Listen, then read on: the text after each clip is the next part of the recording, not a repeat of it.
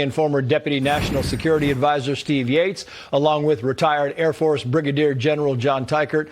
Thank you both for coming on. General, to you first. I mean, what do you think about the Abraham Lincoln now in CENTCOM waters? Trace, the president promised the people of Iran that help would be on the way, and help is now in the area of responsibility for U.S. Central Command. It gives the president a huge dose of options, but I think it also provides to those protesters the promise fulfilled that now if there is a surge of energy for the protests again, that the United States now has the capability and the will to support. It's interesting because General Jack Keane was on today, and Steve, I was kind of listening to him, and I thought I'd play some sound because he said this about the possibility of a U.S. strike in that region. Watch.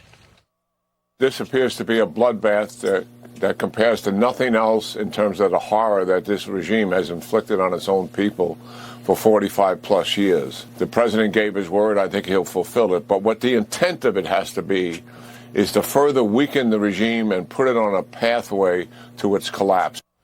What does a pathway to collapse look like in your estimation, Steve? Well, I think it would be a combination of the economic pressures and the military pressures. Hopefully, there's also some broader regional influence in the political movements within Iran as well. But really, that's where I see this show of force being replicating the model of the Armada that hit Venezuela, getting after the Ghost Fleet. If we are affecting the availability and price of oil, the countries that tend to help bust sanctions, helping to disaggregate them, then it makes it so that China can't help Iran as easily in a time of crisis, and maybe some of the economic maximum pressure has greater effect.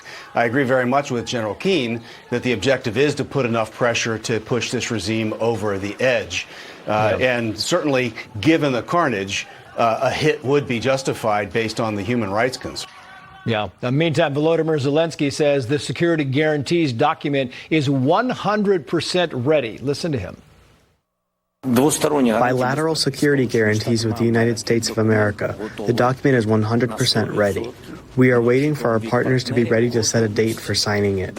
After that, the document will go for ratification to the U.S. Congress and to the Ukrainian Parliament in accordance with our agreements. What's your estimation here, General? Because I look at this, and we've been talking about this, Steve and I and Cameron and others have been talking about this, and you for a long time. Does this put us a step closer to ending this war? Trace, it is a necessary part to the end of the war for the United States, maybe in layered on European ironclad security guarantees, because you know that Putin is going to lie and Putin is going to cheat. And though thus far it doesn't look like he is even willing to negotiate in good faith, it is a necessary component to the end of this war so that there is not a next phase of the war for the United States to have an ironclad security guarantee as a part of the package to support Ukraine. Yeah, kind of amazing. Caroline Leavitt was saying, talking about the president and his involvement still with Ukraine, Steve. She said the following. The president remains deeply involved, and of course he's being apprised by his advisors. They had a multilateral meeting this past weekend, which didn't get a ton of coverage, but that was historic in nature, where the president's team has really brought two sides of this war to the table together to move the ball closer towards peace. So the president is not giving up on the peace process. I mean, I think John Teichert is 100% right here, Steve, because you've got this issue where it looks like the ball is 100% in Vladimir Putin's court. I agree. And I think that they're doing all the right things, and we hope that it will lead to the right outcomes.